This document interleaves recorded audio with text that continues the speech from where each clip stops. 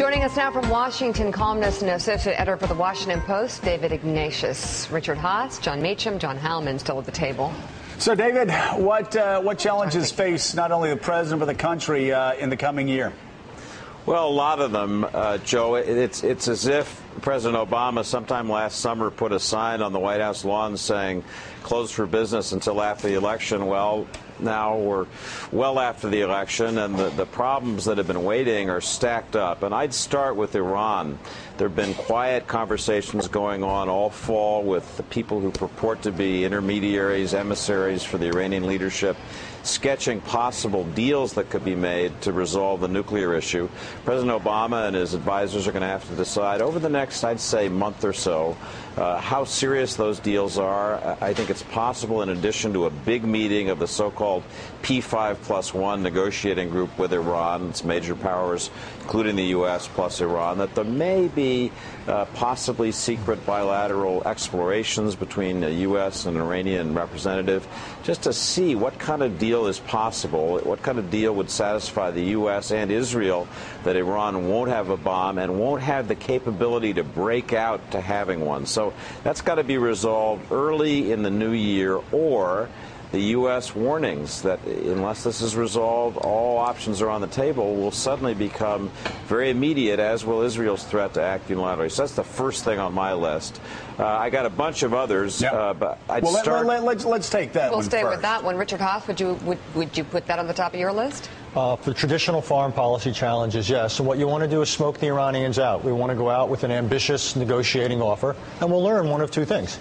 Either we'll learn that there is a possibility of an outcome that we can live with and they can live with, which I think is good, or we'll learn there's not, in which case we've got a degree of clarity, and then we can face what could be an almost existential choice for us of whether we're prepared to live with an Iranian nuclear weapon or something close to it, or whether we're prepared to launch a preventive military strike with all the risks and costs of going down that path. Do the Iranians believe we're going to launch a military strike against them? Given what the president said at AIPAC and then subsequently in the debates, given what the Israelis have been talking about, I think the Iranians would be unwise to dismiss the possibility So Saddam Hussein was unwise twice. He misjudged the United States of America twice.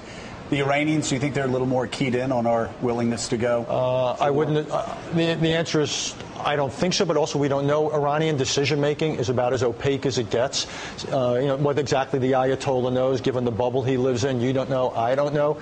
I think we ought to make it very clear, though, about what the deal is. We ought to make it public. Let me sort of say we ought to negotiate this very differently than we normally negotiate. We ought to put it out in public because the Iranian regime should have to explain to its own people who are really suffering because of the economic sanctions.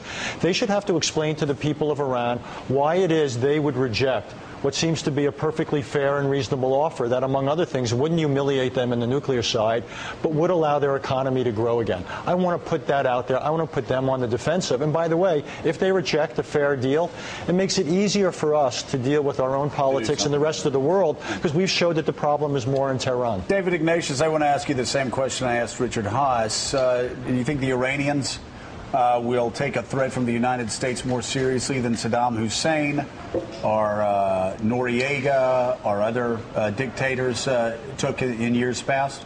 The Iranians have believed for years, certainly ever since I visited Tehran in 2006, that the U.S. is not prepared to go to war to stop Iran's nuclear program, no matter what we may say or threaten. They just don't think that. They think it'd be crazy for us to do it, and that we're not crazy. And I think an additional problem for President Obama in making his policy of by any means necessary credible is that this presidential campaign showed clearly, to me, the absolute defining moment was the third debate on foreign policy. It showed that the American people do not want to go to war again. The two candidates, Romney and Obama, were identical in expressing quite restrained policies. The Iranians watched that.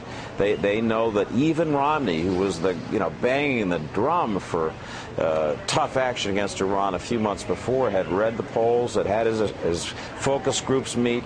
So that's in terms of the credibility of your negotiating position, I think that is a problem for the U.S. now. David, let me ask you a question, and Sean Heilman here. I'm going to ask this of you, and then I'll ask Richard to answer the same question. The U.S. and Israel are going to be confronting Iran together, as they always do. The Prime Minister Netanyahu, did something kind of extraordinary in this campaign, which was to kind of almost offer a tacit, not even maybe tacit, kind of almost explicit endorsement of the president's rival, Mitt Romney. I'm curious about what you guys both think the current state of relations is post-election between Barack Obama and Bibi Netanyahu, and what effect that might have, if any, on how the Iranian thing plays out. Let me take a first shot at that. I don't think that the U.S., that President Obama will get us involved in Israel's elections, which are scheduled at the end of January, as Prime Minister Netanyahu seemed to many U.S. observers to do in the case of the U.S. I hear from my Israeli political analyst friends that Prime Minister Netanyahu really does have a problem going towards these January elections, in that he is seen as having put at risk the most valuable, crucial national security asset that Israel has, which is its close relationship with the United States, regardless of who's in power. He did seem to many Israelis to lean toward Mitt Romney, to lean toward Sheldon Adelson, who's Mitt Romney's biggest financial backer. And so you hear from Israelis in the center, even the center-right, criticism of Netanyahu for having done that. So we'll see. Is that criticism significant enough that Netanyahu has real trouble and that he either isn't reelected or is reelected in a way that limits his ability to be very aggressive in foreign policy? Richard. I think that's true. The last Israeli prime minister to take on an American president and have the relationship pay a real price was Yitzhak Shamir. And 20 years ago, Shamir lost re-election and Yitzhak Rabin got elected. The problem right now, or the issue, not so much the problem, the reality in Israel is there's no Yitzhak Rabin in the wings. So Bibi Netanyahu enjoys, for better or worse, a first among unequals, if you will, standing in Israeli politics. Can I make a broader point, though? We're not going to have the luxury, and Barack Obama's not going to have the luxury of seeing this in isolation. He's got a raft of other issues in the Middle East. He's also got the domestic thing we were talking about before. He's got this economic question, which in some ways is the biggest national security challenge he faces. Unless we get the American economy righted, a lot of this is going to be a luxury we're not going to have time to really focus on, given sequestration and the impact on the Defense Department and the rest. And then he's got Asia. The fact that the president makes his first post-election trip to Asia tells you something. We're so focused on the Middle East. We've been so focused, I think wrongly, on Iraq and Afghanistan for the last 10-plus years. We've taken our eyes off the prize. Asia is the part of the world that's going to be the center of the 21st century. This is where all the economic energy is. This is where all the dynamism is. And what we're beginning to see in Asia is some ways reminiscent of what we saw in Europe a century ago. China, Japan, Korea, Vietnam. The tectonic plates are moving. The United States has to be involved. We've got to give these countries some reassurance. They have to understand they have an alternative to simply appeasing China. On the other hand, we don't want to set up a new Cold War with China. We don't want them to start acting recklessly. This is going to be the extraordinarily difficult balancing act, and the administration is going to have to figure out a way not to abandon the Middle East, but to put a ceiling on what we do in the Middle East so we can do more at home, but also so we can do more in this part of the world that's really going to shape history a hell of a lot more than the Middle East. Aside from the economic issue, though, the nuclear proliferation has existential issues. What is your sense of where we will be with Pakistan, Afghanistan after the withdrawal? Well, Pakistan, I think, is the single toughest problem. You know, we spent 10 minutes talking about Iran possibly getting one nuclear weapon. And they have. Hello, Pakistan has more than 100. Right. They're host to the world's largest terrorist organization. And this is essentially a failing state. The layer or level of political and civilian control is about as thin as it gets. So the real nightmare for the president, the so-called 3 a.m. phone call, if something goes wrong in Pakistan. It's not really Afghanistan, which is going to look like Afghanistan has almost always looked, regardless of what we do. This Pakistan stability is on every person I know who works in the national security business. This is their nightmare scenario. David Ignatius, before we go to break, I take it Pakistan was high up on your list as well. Yeah, but I do have to make the linkage that we all have in our minds between Afghanistan and Pakistan. The president campaigned very clearly on getting U.S. troops out of Afghanistan by the end of 2014. Great. Country wants the troops home. War-weary America.